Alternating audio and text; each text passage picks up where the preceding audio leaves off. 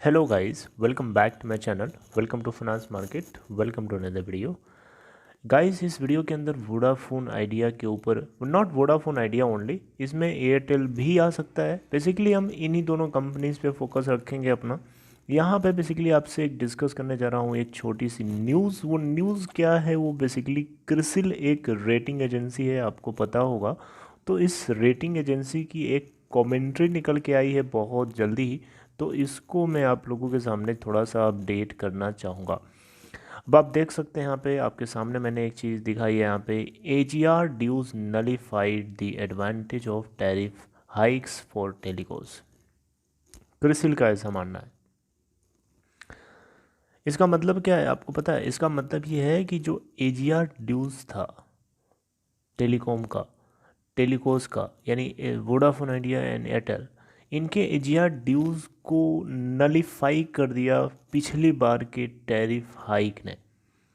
अभी आपको नहीं समझ में आया, मैं अच्छे से समझाऊंगा बहुत छोटी सी वीडियो के जरिए। देखिए बात कुछ ऐसी है यहाँ पे क्रिसिल का कहना है कि जो दिसंबर 2019 में जो टैरिफ हाइक हुई थी, उस टैरिफ हाइक का कोई भी कंपनीज के रिजल्ट्स में या फिर फाइनेंशियल्स में हम लोगों को नतीजे देखने को नहीं मिले। उसके पीछे सबसे बड़ा कारण बताया गया है कि जो AGR ड्यूज था, एडजस्टेड ग्रॉस रेवेन्यू ड्यूज था, उसने टैरिफ हाइक के आने वाले एडवांटेज को खा गया, नलिफाई कर दिया। अब यहाँ पे एक नया टर्म आता है ROCE, यानी जिसका फुल फॉर्म है return on capital employed. Return on capital employed का मतलब होता है कि कंपनी ने जितना एसेट्स या जितनी चीज़ें अपनी इन्वेस्ट कर रखी हैं, यानी अपना कैपिटल एम्प्लॉयड कर रखा है, उसके ऊपर आने वाला जो रिटर्न है, जो रेवेन्यू है, वो कंपनी का काफ़ी ज़्यादा ड्रॉप हुआ है। This is because of adjusted gross revenue dues liability. Tariff hike जो है इसको इंक्रीज़ कर सकता था। ROCE की जो वैल्यू है, specially Vodafone idea and Airtel, इस वैल्यू को टैरिफ हाइक इंक्रीज़ कर सकता था, बढ़ा सकता था, लेकिन एडजस्टेड ग्रॉस रेवेन्यू ने उसको डाउन कर दिया। डाउन कितना किया? 4 to 5% डाउन कर दिया, जबकि बढ़ना चाहिए था इतना। समझ रहे हैं बात को? ROCE यानी रिटर्न ऑन कैपिटल एम्प्लॉयड जो है 4 to 5% डाउन हो गया है just because of adjusted gross revenue dues. अगर ये ना होता तो 7% तक की इसमें हम लोगों को ग्रोथ दिख सकती थी, जो कि बहुत ही अच्छी बात है कंपनी के फाइनेंशियल्स को मजबूत करने के लिए, जो कि कंपनीज आगे अपने इन्वेस्टमेंट्स कर सकती हैं अपने इंफ्रास्ट्रक्चर को मॉडर्नाइज करने के लिए। अब आप देख सकते हैं आपके सामने यहाँ पे लिखा हो साफ साफ, adjusted gross revenue dues have brought the ROCE for the companies down. Okay, तो यहाँ पे देखिए, यहाँ पे क्रिसिल की तरफ से कहना है कि जो एडजस्टेड ग्रॉस रेवेन्यू ड्यूज था, ठीक है, if it were not there, अगर ऐसा नहीं होता तो 7% तक की हम लोगों को ग्रोथ देखने को मिल सकती थी फिजिकल ईयर 2021 में, और 9% तक की ग्रोथ हम लोगों को देखने को मिल सकती थी फिजिकल ईयर 2022 में। लेकिन ऐसा हुआ नहीं, और ये क्या किया है, इसने इसको ड्रॉप करके 3% तक ड्रॉप कर दिया है फिजिकल ईयर 2020 के लिए, sorry. This is why network जो ऑपरेटर्स हैं उनको अपने एवरेज रेवेन्यू पर यूज़र यानी ARPU जिसको शॉर्ट में बोलते हैं, उसको इंक्रीज़ करने की ज़रूरत है, ठीक है। एंड वो वैल्यू जो है 25% तक इंक्रीज़ होना चाहिए।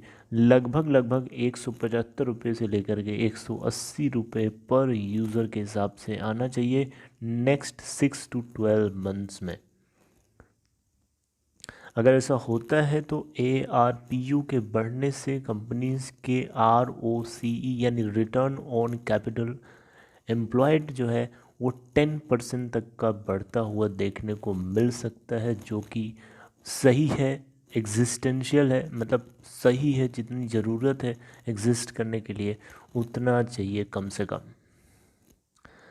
यहाँ पे क्रिसिल की तरफ से फर्दर रिपोर्ट किया गया कि जो टैरिफ हाइक इस एमिड, मतलब अगर ऐसा होता है in that situation, tariff hikes अगर हो जाती हैं तो इस बीच में 4G की डिमांड बढ़ रही है, एडॉप्शन ऑफ 4G बढ़ रहा है, डेटा कंजम्पशन बढ़ रहा है, कंटेंट लेड बंडल एडॉप्शन बढ़ रहा है, जिसको लेकर के प्राइसिंग्स में अगर हाइक हो जाता है तो एक तरीके से ARPU में अच्छी ग्रोथ देखने को मिलेगी और इन रिटर्न कंपनीज अपने रेवेन्यूज़ को नेटवर्क्स के ऊपर, स्पेशली 5G नेटवर्क्स के ऊपर इन्वेस्ट करके उसको और ज़्यादा मॉडर्नाइज कर सकती हैं।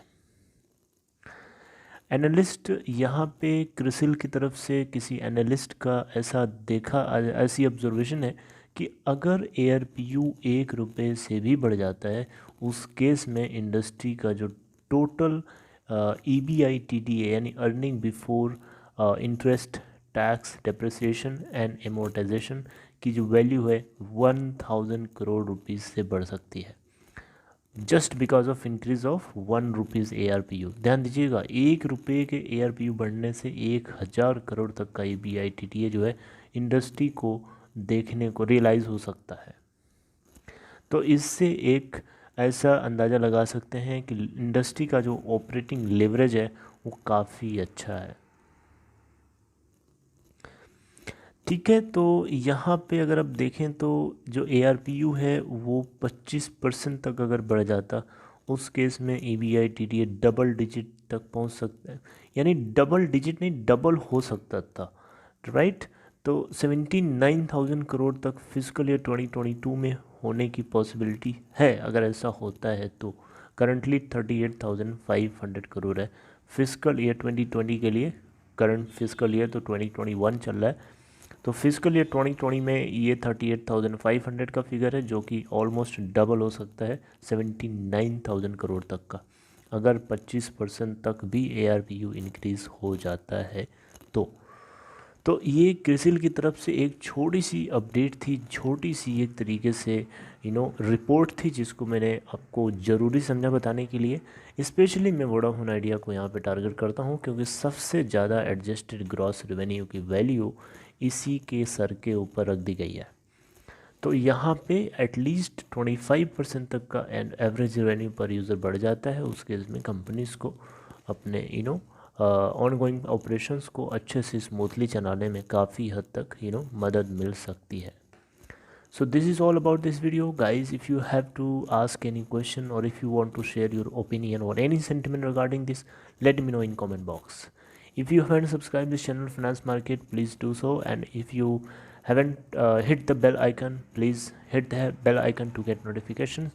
If you want to open Demat account or trading account as you are seeing on the board, you can follow the link given in description box of this video. Take care, goodbye.